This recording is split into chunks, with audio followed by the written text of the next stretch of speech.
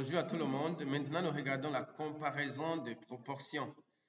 Alors, pour la comparaison de proportions, nous revenons sur la variable, le statut du poids du bébé à la naissance. Supposons que nous voulons comparer les deux proportions. La proportion des enfants qui ont moins de 2500 grammes et la proportion des enfants qui ont 2500 grammes ou plus pour voir que les deux proportions sont égales. Ça, c'est un cas.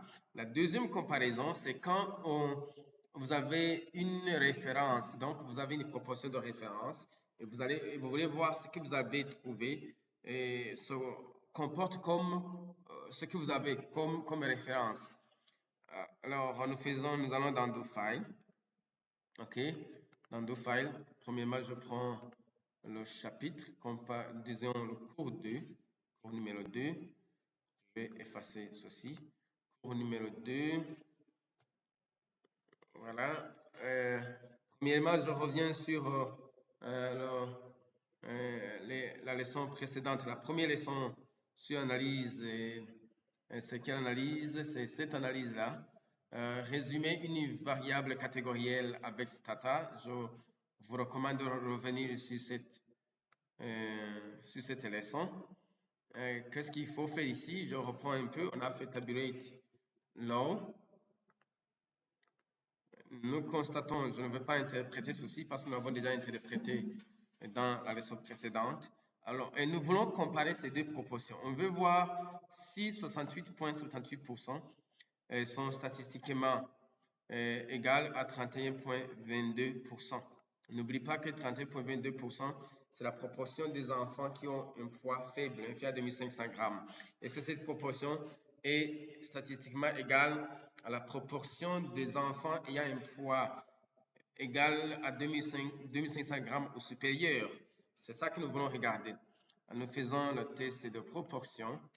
Le test, low, nous égalisons à l'échec. Nous égalisons à l'échec. L'échec, c'est 0,6878. Voilà. Voici le résultat du test. Nous avons proportion succès et proportion échec que nous avons fixé ici. Alors, ça, c'est l'hypothèse nulle et les hypothèses alternatives. Nous avons la p-valeur qui est inférieure à 5%, fortement même inférieure à 5%, ce qui nous montre que dans l'hypothèse bilatérale, que le 31,22% est statistiquement différente à 68,78%. Comme c'est confirmé, nous regardons le test unilatéral à droite parce que c'est là où nous avons la significativité, ou c'est là où on nous montre une comparaison de 31,22 contre 68,78%. Et nous constatons qu'il y a une forte différence, où nous constatons que 31,22% est fortement, comme le montre la p-valeur, est fortement inférieur à 68,78%. Ce qui signifie que la proportion des enfants qui ont un poids faible est fortement inférieure à la proportion des enfants qui ont un poids égal à 2500 grammes ou plus. Nous pouvons aussi utiliser ce test de comparaison de proportions si nous avons une référence donnée. Supposons qu'on vous a donné un travail, de faire une enquête, disons, et on vous dit d'aller enquêter sur le poids du bébé à la naissance, et que si vous constatez que, si vous constatez que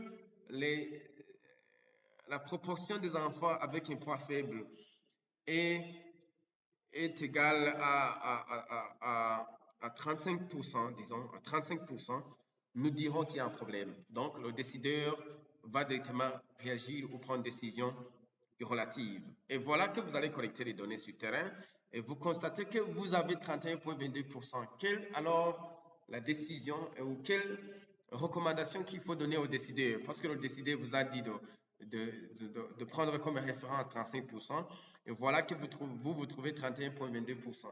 Donc, pour lui donner une bonne décision, il faut tester. Regardez si 31,22% est statistiquement égal à 35%. Nous revenons ici, nous faisons le test.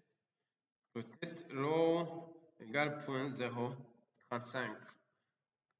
Et nous avons le résultat, l'hypothèse nulle P égale 0,35 et l'hypothèse alternative bilatérale. 0 signifie notre proportion différente de 0,35. La p-valeur est supérieure à 5%, ce qui nous dit de ne pas rejeter l'hypothèse nulle qui stipule que le 31,22% est statistiquement égal à 35%. Voilà. Donc, malgré que notre proportion trouvée sur le terrain est mathématiquement inférieure à 35%, mais statistiquement, cette proportion est égale à 31,22%.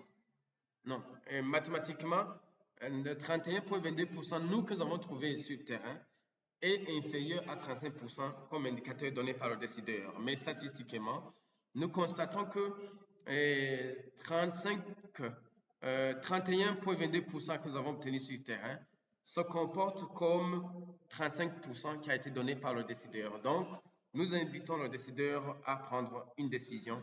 Il y a réellement un problème. Merci beaucoup.